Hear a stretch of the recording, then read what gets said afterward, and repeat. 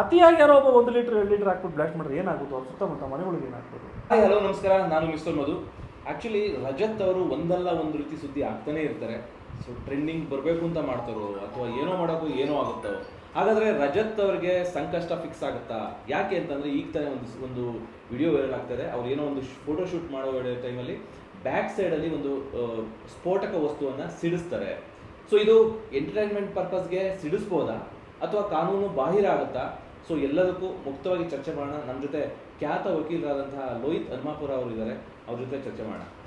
Sir ನಮಸ್ಕಾರ. ಹೇಳಿ sir. ತುಂಬ ವಿಚಾರವಾಗಿ ಮಾತಾಡಿದ್ವಿ. ಸೊ ಈ ವಿಚಾರದ ಬಗ್ಗೆ ಇದು ಕಾನೂನು ಅಡಿಯಲ್ಲಿ ಏನಾದರೂ ಕಾನೂನು ಬಾಹಿರ ಆಗುತ್ತಾ? ಹೇಗೆ, ಯಾವ ಸೆಕ್ಷನ್ ಅಡಿಯಲ್ಲಿ ಬರುತ್ತೆ, ಯಾವ ರೀತಿ ಸರ್ ಮಾಹಿತಿ ಕೊಡ್ಬೋದು? ಖಂಡಿತ. ಈಗ petroleum explosive and safety organisation ಅಂತ ಇದೆ. ಅಂದರೆ ಪೆಟ್ರೋಲಿಯಂನ ಹೇಗೆ ಸೇಫ್ಟಿಯಾಗಿ ಇಟ್ಕೊಬೇಕು, ಅದು ಎಕ್ಸ್ಪ್ಲೋಸಿವ್ ಆಗದಿರೋ ರೀತಿ ಏನು ಮಾಡ್ಕೊಬೇಕು, ಮತ್ತು ಅದನ್ನು ಏನು ಕೊಂಡ್ಕೊಬೇಕು, ಏನಕ್ಕೆ ಉಪಯೋಗಿಸ್ಕೊಬೇಕು. ಅದೇ ರೀತಿ ಎಕ್ಸ್ಪ್ಲೋಸಿವ್ ಆ್ಯಕ್ಟ್ ಅಂತ ಏನು ಎಕ್ಸ್ಪ್ಲೋಸ್ ಮಾಡಬೇಕು, ಈ ಮ್ಯಾನುಫ್ಯಾಕ್ಚರಿಂಗ್, ಇವಾಗ ಬೆಟ್ಟ ಗಿಟ್ಟಗಳನ್ನು ಪುಡಿ ಮಾಡೋವಂಥದ್ದು, ಅವೆಲ್ಲದಕ್ಕೂ ಕೂಡ ಪ್ರಿಕಾಷನರಿ ಮೆಷರ್ಮೆಂಟ್ಸು, ಲೈಸೆನ್ಸ್ಗಳನ್ನ ಕೊಂಡ್ಕೊಂಡು ಮಾಡಬೇಕಾಗುತ್ತೆ. ಏನೇ ಆದರೂ ಪರವಾಗಿಲ್ಲ. ಕ್ರ್ಯಾಕರ್ಸ್ ಅಂತ ಅಂದರೆ ನಾವು ಪಟಾಕಿಗಳನ್ನ ಹೊಡಿತೀವಲ್ಲ ಮನೆ ಮುಂದೆ, ಅದು ಅಪ್ರೂವ್ಡ್ ಆ್ಯಂಡ್ ಅನ್ಅಪ್ರೂವ್ಡ್ ಅನ್ನೋ ಥರ. ಅಂದರೆ ಇಷ್ಟೇ ಮಿತಿಯಾದ ಆಟೋಮ್ ಬಾಂಬ್ಗಳು, ಇಷ್ಟೇ ಮಿತಿಯಾದಂಥ ಮ್ಯಾನುಫ್ಯಾಕ್ಚರ್ ಮಾಡಬೇಕಂತೇಳಿ ಮ್ಯಾನುಫ್ಯಾಕ್ಚರ್ ಅವ್ರು ಕೊಟ್ಟಿರ್ತಾರೆ. ಅದನ್ನು ನಾವು ಕೊಂಡ್ಕೊಂಬಂದು ನಾವು ಹೊಡಿತೀವಿ. ಆದರೆ ಎಲ್ಲೋ ಒಂದು ಕಡೆ ಎಕ್ಸ್ಪ್ಲೋಸಿವ್ಸ್ ಅಂದರೆ ಯಾವುದೇ ಲೈಸೆನ್ಸ್ ಇಲ್ದ್ರೆ ಹಾಗೆ ನಾವೇ ತಯಾರಿಸಿ ಯಾವುದೋ ಒಂದು ಹಾರ್ಮ್ ಮಾಡೋಕ್ಕೋ ಅಥವಾ ಏನೋ ಒಂದು ಇದಕ್ಕೆ. ಸೊ ಅದು ನನಗೆ ಗೊತ್ತಿರುತ್ತೆ, ಇದು ಯಾರೂ ಓಡಾಡ್ತಿಲ್ಲ, ನಾನು ಇಲ್ಲಿ ಬ್ಲಾಸ್ಟ್ ಮಾಡಿದ್ರೆ ಯಾರೂ ಬರಲ್ಲ, ಆದರೆ ನನಗೆ ಇದು ಏನಕ್ಕೋ ಬೇಕು ಅಂದಾಗ ಅದು ಇಲ್ಲಿಗಲ್. ಅದನ್ನು ನಾವು ಮಾಡೋಂಗಿಲ್ಲ. ಓಕೆ, ಅದನ್ನು ಪರ್ಮಿಷನ್ ತೊಗೊಂಡು ಇಂಟಿಮೇಟ್ ಮಾಡಿ ಅದಕ್ಕೆ ಪ್ರಿಕಾಷನರೀಸ್ನ ತೊಗೊಂಡೇ ಮಾಡಬೇಕು ಅನ್ನೋಂಥದ್ದು ಕಾನೂನು, ದೇಶದ ಕಾನೂನು. ಈಗ ಒಬ್ಬ ವ್ಯಕ್ತಿ, ಆತ ಕಲಾವಿದ,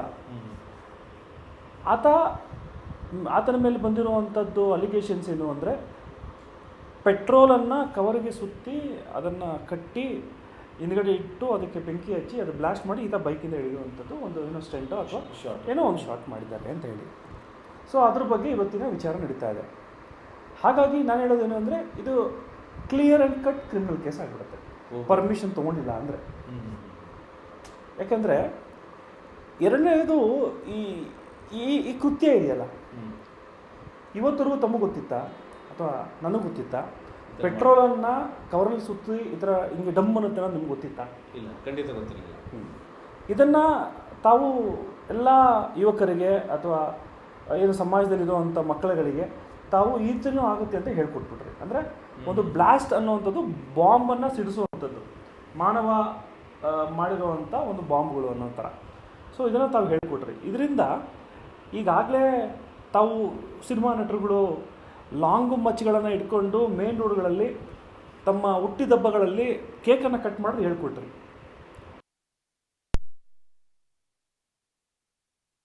ಗಳು ಏನು ಪುಡಿ ರೋಡಿಗಳು ಅಥವಾ ಏನು ಈಗ ಬೆಳ್ಕೊಂಡು ಏನೂ ಇಲ್ದಿರೋ ಕೆಲಸದಲ್ಲಿ ನಾನು ರೋಡಿಸಮೇ ನನ್ನ ಜೀವನ ಅನ್ನೋವಂಥವ್ರು ತಲವಾರುಗಳನ್ನ ತೊಗೊಂಬಂದು ಒಂದು 100 ಜನ 50 ಜನ ಇಟ್ಕೊಂಡು ರೋಡಲ್ಲಿ ಪಟಾಕಿ ಹೊಡ್ಕೊಂಡು ಕೇಕ್ ಕಟ್ ಮಾಡೋದು ಒಂದು ಶೋ ಆಗೋಯ್ತು.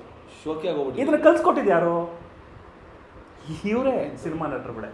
ಇವರು ದುಡ್ಡು ಮಾಡೋಕ್ಕೋಸ್ಕರ ಸ್ಟೆಂಟ್ಗಳನ್ನ ಮಾಡ್ತಾರಲ್ಲ, ಜನರಿಗೆ ಇಂಪ್ಯಾಕ್ಟ್ ಆಗೋ ರೀತಿ, ಅವರ ಮೆದುಳಿಗೆ ಹೋಗಿ ನೇರವಾಗಿ ತಲುಪೋ ರೀತಿ ಮಾಡ್ತಾರಲ್ಲ ಅಂಥವ್ರೆ. ಸೊ ಹಾಗೆ ಇದನ್ನು ಕೂಡ ಹೇಳ್ಕೊಟ್ರಿ. ಅಂದರೆ ಪೆಟ್ರೋಲ್ನ ಕವರ್ಗೆ ಹಾಕ್ಬಿಟ್ಟು ಸುಟ್ಬಿಟ್ಟು ಅದೇನೋ ಮಾಡಿದ್ರೆ ಡಮ್ ಅಂದ್ಕೊಂಡು ಹಿಂಗೆ ಬರುತ್ತೆ ಅನ್ನೋ ಥರನೂ ಹೇಳ್ಕೊಟ್ರಿ. ವೀಲಿಂಗ್ ಮಾಡೋದು ತಾವು ತೋರಿಸ್ಕೊಟ್ರಿ. ಸೊ ಹಾಗಾಗಿ ಇದು ಬಹಳ ದೊಡ್ಡ ತಪ್ಪು. ಮತ್ತು ಇದನ್ನ ಇಂಪ್ಯಾಕ್ಟ್ ಮಾಡಿದ್ರೆ ಈತ ಪೆಟ್ರೋಲ್ ಎಷ್ಟು ಹಾಕಿದ್ರು ಗೊತ್ತಿಲ್ಲ, ಅತಿಯಾಗಿ ಯಾರೋ ಒಬ್ಬ 1 ಲೀಟ್ರ್ 2 ಲೀಟ್ರ್ ಹಾಕ್ಬಿಟ್ಟು ಬ್ಲಾಸ್ಟ್ ಮಾಡಿದ್ರೆ ಏನಾಗುತ್ತೋ ಅವ್ರ ಸುತ್ತಮುತ್ತ ಮನೆಗಳಿಗೆ ಏನಾಗ್ಬೋದು. ಈ ರೀತಿ ಚಿತ್ರನಟರಿಗೆ ನೀವು ನಿಮ್ಗೊಂದು ಚೂರು ಕಾಳಜಿ ಇಲ್ವಾ ತಲೆಯಲ್ಲಿ? ಏನು ತಿಂತೀರಿ ಚೂರು? ನೀನು ಇರೋ ಥರ ಮಾಡೋಕ್ಕೋಸ್ಕರ ಈ ಥರ ಇಲ್ಲೀಗಲಾಗಿ ಅದನ್ನು ಪ್ರಿಪೇರು ಮಾಡೋದನ್ನ ಹೇಳ್ಕೊಟ್ಟು ನಾನು ಈ ಥರ ಮಾಡಿದ್ದೀನಿ ಅನ್ನೋವಂಥದ್ದು ಮಾಡೋದಿದೆಯಲ್ಲ.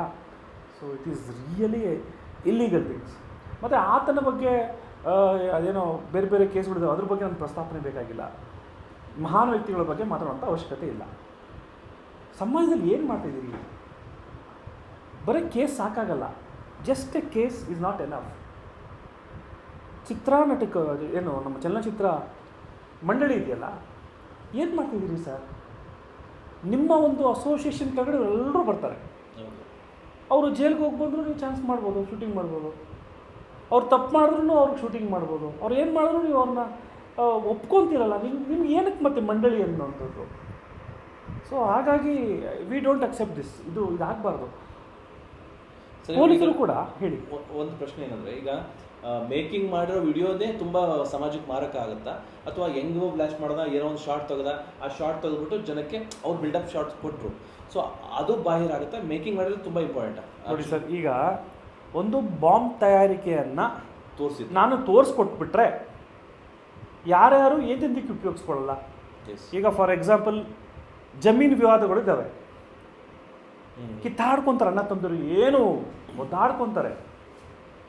ಎಷ್ಟೋ ಒಂದು ಮೆದೆಗಳಿಗೆ ಇವತ್ತು ಸೇಡಲ್ಲಿ ಹಳ್ಳಿಗಳಲ್ಲಿ ಬೆಂಕಿ ಇಡ್ತಾರೆ ಸರ್. ಹೌದು, ಹುಲ್ಲಿನ ಮೆದೆಗಳಿಗೆ. ಅವನೇ ಅವ್ನು ಜಾಸ್ತಿ ಬಂದೋಯ್ತು, ಅವ್ನು ಮಾಡ್ಬಿಟ್ಟ ಅಂತ ಮನೆಗಳಿಗೆ ಬೆಂಕಿ ಹಚ್ಚುವಂಥ ಕೆಲಸಗಳು ಇವೆಲ್ಲವೂ ಕೂಡ ಎಲ್ಲೋ ಒಬ್ಬರಿಗೆ ನೀವು ಏನೋ ಒಂದು ಹೇಳಿಕೊಟ್ಟ ಹಾಗೆ. ಹಾಗಾಗಿ ಇವನ್ನೆಲ್ಲವನ್ನೂ ಕೂಡ ತೋರಿಸ್ಬಾರ್ದು ಒಂದು ದೊಡ್ಡ ಪರದೆನೇ ಬಿಟ್ಟಿದೆ ಕಾನೂನು. Easiest task. ಇವತ್ತು ಮಕ್ಕಳುಗಳು, ನಾನು ಹೇಳ್ತೀನಿ, 13 ವರ್ಷದ 14 ವರ್ಷದ ಮಕ್ಕಳುಗಳು ಬರ್ತಡೇಗಳನ್ನ ಆಚರಣೆ ಮಾಡಿಸ್ಕೊಳ್ಳೋಕ್ಕೆ ಪಟಾಕಿಗಳನ್ನ ಸಿಡಿಸ್ಕೊಂಡು ಕೇಕ್ ಕಟ್ ಮಾಡೋವಂಥದ್ದು ನಾನು ಕಣ್ಣಾರೆ ನೋಡಿದ್ದೀನಿ. ಇವೆಲ್ಲ ನೀವು ಹೇಳ್ಕೊಟ್ಟಿರುವಂಥದ್ದೇ. ಉಮಾಶ್ರೀ ಅವರು ಅಥವಾ ತಾರಾ ಅವರು ಒಂದ್ಸಲಿ ಎಲ್ಲೋ ಹೇಳಿದರು, ಯಾವುದೋ ಒಂದು ಕಾರ್ಯಕ್ರಮಗಳಲ್ಲಿ. ನಾನು ಅವಾಗ ಸೆಕೆಂಡ್ PU. ಆ ಮಗು ಪಿಕ್ಚರಲ್ಲಿ ನಾನು ಹೇಳಿರೋವಂಥ ಡೈಲಾಗ್ಗಳು ಹಂಗೆ ಹೇಳುತ್ತಲ್ಲ, ಹಂಗಾರೆ ಸಮಾಜದಲ್ಲಿ ನಮ್ಮ ಕಾಳಜಿ ಎಷ್ಟಿದೆ ಅಲ್ವಾ ಅನ್ನೋವಂಥದ್ದು. ಹಾಗಾಗಿ ನಿಮ್ಮ ಕಾಳಜಿಗಳು ಏನು, ನೀವೇನು ಹೇಳ್ಕೊಡ್ತಾ ಇದ್ದೀರಿ? ಆಯ್ತಪ್ಪ, ನೀನು ಸ್ಟೆಂಟ್ ಮಾಡಿದೆ, ನೀನು ಅದ್ಭುತವಾದ ಫಿಗರು, ನೀನು ಬಿಡಪ್ಪ, ಆಯಿತು, ಯಾರು ನೀನು ಮುಟ್ಟಕ್ಕೆ ಆಗಲ್ಲ, ದೊಡ್ಡ ಹೀರೋ, ಮುಗಿದೋಯ್ತು. ಆ ನಾಯಕ ಅನ್ನೋವಂಥದ್ದು ಬರೀ ಅದಲ್ಲ. ಆ ನಾಯಕ ಅನ್ನೋದಕ್ಕೆ ಕೆಲವು ಒಳ್ಳೆಯ ತತ್ವ ಸಿದ್ಧಾಂತಗಳನ್ನು ಕೂಡ ಅಳವಡಿಸ್ಕೊಟ್ರೆ ಎಲ್ಲರೂ ಒಪ್ಕೊಳ್ಳೋವಂಥದ್ದು. ಈಗ ಕವರಲ್ಲಿ ಹಾಕೋದು, ಇಡೋದು, ಮಾಡೋದು, ಹೊಡೆದ್ಬಿಡೋದು, ಏನು ಸೂಪರ್ ಮ್ಯಾನ್ ಏನಪ್ಪ, ಸ್ಪೈಡ್ರ್ ಮ್ಯಾನ? ಯಾರೇ ಏನೇ ಆದರೂ ಬೆಳಗ್ಗೆ ಎದ್ದರೆ ಅವ್ರ ಹಂಡು ಅವರೇ ತೊಳ್ಕೊಬೇಕು sir. Don't take me wrong, ಸತ್ಯ ಇದು. ಬಟ್ ನೀವೇನು ಹೇಳ್ಕೊಡ್ತಾ ಇದ್ದೀರಿ? What are you teaching? So ಹಾಗಾಗಿ ಪೊಲೀಸರು ಪರ್ಮಿಷನ್ಸ್ನ ತೊಗೊಂಡಿದ್ರೆ ಅವ್ರೇನು ಕಂಪ್ಲೇಂಟ್ ಕೊಡೋಲ್ಲ. ಯಾವ ರೀತಿ ಕಂಪ್ಲೇಂಟ್ ಆಗ್ತವೆ? ಒಂದು ಪಬ್ಲಿಕ್ ರೋಡು, ಎಲ್ರಿಗೂ ಸೇರಿದಂಥದ್ದು, ಅದಕ್ಕೆ ಡ್ಯಾಮೇಜ್ ಆದರೆ ಯಾರು ಕೊಡ್ತಾರೆ? ಪಬ್ಲಿಕ್ ಸಂಸ್ಥೆ. ಮತ್ತು ಆ ರಸ್ತೆಯನ್ನು ಆ ಜಾಗದಲ್ಲಿ ಆ ಪೊಲೀಸ್ ಸ್ಟೇಷನ್ ಅವ್ರಿಗೆ ಆ ಮಾಹಿತಿ ಇದೆಯಾ, ಹಿಂಗೆ ಮಾಡ್ತಾ ಇದ್ದೀವಿ, ಈ ರೀತಿ ಆಗ್ತಾ ಇದ್ದಾವೆ ಅನ್ನೋವಂಥದ್ದು ಇದ್ದರೆ, ಪರ್ಮಿಷನ್ ಇದ್ದರೆ, ಆ ಪರ್ಮಿಷನಲ್ಲಿ ಪೊಲೀಸರು ಕೂಡ ಇನ್ವಾಲ್ವ್ ಆಗಿದ್ದಾರೆ. ಯಾಕೆಂದರೆ ಅದೇನು ನೀವು ಟ್ರಯಲಲ್ಲಿ ತೋರಿಸಿದ್ದೀರಿ, ಆ ಕವರಲ್ಲಿ ಪೆಟ್ರೋಲ್ ಹಾಕೋದು, ಸುರಿಯೋದು, ಇಡೋದು, ಅವ್ಯಾವನು ಕೂಡ ತೋರಿಸೋಂಗಿಲ್ಲ. ಒಂದು ವೇಳೆ ಪರ್ಮಿಷನ್ ತೊಗೊಂಡಿದ್ರು ಮೇಕಿಂಗ್ ತೋರಿಸಂಗಿಲ್ಲ, ಅಂದರೆ ಹೆಂಗೆ ಮಾಡ್ತೀವಿ, ಯಾವ ಥರ, ಡೆಫಿನೆಟ್ಲಿ ತೋರಿಸೋಂಗಿಲ್ಲ. You cannot show that. ನೀವು ತೋರಿಸೋಂಗೇ ಇಲ್ಲ. ಸಿನಿಮಾಗಳಲ್ಲೂ ಅಷ್ಟೇ, ತಾವು ಯಾವುದೇ ಒಂದು ಕೆಟ್ಟು ಕೊಲೆ ಇದೆಲ್ಲ ಬಂದಾಗ ಅದನ್ನು ತೋರಿಸಲ್ಲ, ಬ್ಲರ್ ಮಾಡ್ತಾರೆ. ಫಾರ್ ಎಕ್ಸಾಂಪಲ್ ಯಾವುದೋ ಒಂದು ಡಕಾಯಿತರಿಗೆ ಸಿನಿಮಾ ಇತ್ತು, ದಂಡುಪಾಳ್ಯ ಅನ್ನೋದು ಸಿನಿಮಾಗಳಲ್ಲಿ. ಅವರು ಮಾಡೋಂಥ ಹಿಂಸೆ, ಕತ್ತನ್ನು ಕುಯ್ಯುವಂಥದ್ದು, ಅದು ಏನೇ ಇಂತಿದ್ದಿರ್ಬೋದು, ಅದನ್ನು ತೋರಿಸ್ಲಿಲ್ಲ, ಬ್ಲರ್ ಮಾಡ್ತಾರೆ. ಸೆನ್ಸಿಟಿವ್ ಥಿಂಗ್ಸ್ ತೋರಿಸ್ಬಾರ್ದು. ಯಾಕಂದರೆ ಅವೆಲ್ಲವೂ ಕೂಡ ಯಾವುದೋ ಒಂದು ಕ್ರೈಮಲ್ಲಿ ಯಾರೋ ಒಬ್ಬ ಅದನ್ನು ಉಪಯೋಗಿಸ್ಬಿಡ್ತಾನೆ ಅನ್ನೋವಂಥದ್ದು. ಇದಂತೂ ನಾನು ಹೇಳ್ತಿಲ್ವಾ, ಈ ರೀತಿಯೂ ಕೂಡ ಈಸಿಯಾಗಿ ಬಾಂಬ್ಗಳನ್ನ ಬ್ಲಾಸ್ಟ್ ಮಾಡಿ ನಾನು ಹಿಂದ್ಗಡೆನೇ ನನ್ನ ಗಾಡಿಯಿಂದ ಹೇಳಿದ್ರೆ, ಈ ಅಪ್ಪ ಗಾಡಿಯಿಂದ ಹೇಳ್ದ, ನಾಳೆ ಬೆಳಗ್ಗೆ ಸೈಕಲಿಂದ ಹೋಗಿ ಹೊಡಿತಾನೆ ಹುಡುಗ ಅವನೂರಲ್ಲಿ. ಒಂದು 1/4 ಲೀಟ್ರ್ ಪೆಟ್ರೋಲ್ ಹಾಕೊಳ್ಳೋದು, ಏನೋ ಅವ್ರು ಹೇಳ್ಕೊಟ್ಟಿದ್ದಾರಲ್ಲ, ಆ ರೀತಿ ಮಾಡೋದು, ಅವ್ನು ಸೈಕಲ್ ಹಿಡಿಯೋದು. ಇನ್ನೊಂದು ಗೊತ್ತಾ ಸರ್, ಸ್ಮೋಕಿಂಗು ಕೂಡ ನೀವು ವಿತೌಟ್ ಕಾಷನ್ ತೋರಿಸೋಗೇ ಇಲ್ಲ. ಕರೆಕ್ಟ್, ಅದಕ್ಕೆ ಇದು ಬರುತ್ತೆ, ಕಾಷನ್ ಇದ್ದೇ ಇರುತ್ತೆ ಅಲ್ವಾ? ಯಾಕಂದರೆ ಜನ ಇಂಪ್ಯಾಕ್ಟ್ ಆಗ್ತಾರೆ, ಸಮಾಜದಲ್ಲಿ ಇನ್ನೊಂದು ಮೆಸೇಜ್ ಬರ್ತವೆ ಅನ್ನೋದಕ್ಕೋಸ್ಕರ ಇವೆಲ್ಲವೂ ಗಾಳೀಲಿ ತೂರಿ ನಾನು ಸೂಪರ್ ಸ್ಟಾರ್, ನಾನು ಹೀರೋ, ನಾನು ಅದ್ಭುತವಾದ ನಟ, ನಾನು ಇದು ಅಂದರೆ ಒಪ್ಪಕ್ಕೆ ಸಮಾಜ ಇಲ್ಲ ಸರ್. ಹಾಗೇ ಹೋಗ್ತಾ ಹೋಗ್ತಾ ಹೋಗ್ತಾ ಹೋಗ್ತಾ ಎಲ್ಲೋ ಒಂದು ಕಡೆ ಮರೆಯಾಗೋಗ್ತಾರೆ. ಅಥವಾ ಮರೆಯಾದರೂ ಪರವಾಗಿಲ್ಲ, ನೋಡಿದಾಗೆಲ್ಲ ಜನರು ಥೂ ಅಂತ ಉಗಿಯೋ ರೀತಿ ಮಾಡ್ಕೊಬಾರ್ದು.